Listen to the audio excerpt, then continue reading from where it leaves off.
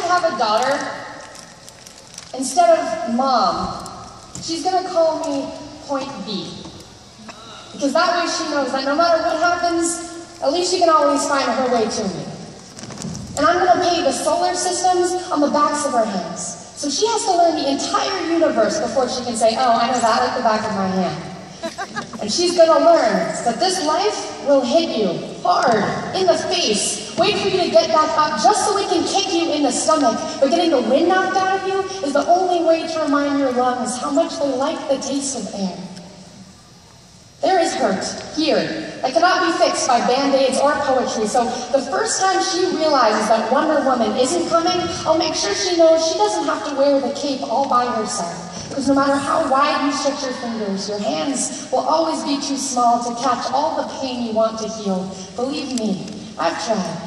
I want her to look at the world through the underside of a glass-bottom boat, to look through a microscope at the galaxies that exist on the pinpoint of a human mind, because that's the way my mom taught me, that there'll be days like this, there'll be days like this. My mama said, when you open your hands to catch, I wind up with only blisters and bruises. When you step out of the phone booth and try to fly, and the very people you want to save are the ones standing on your cape.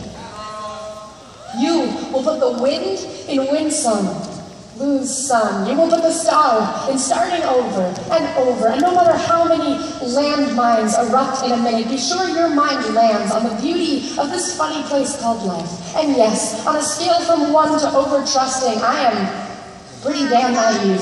But I want her to know that this world is made out of sugar.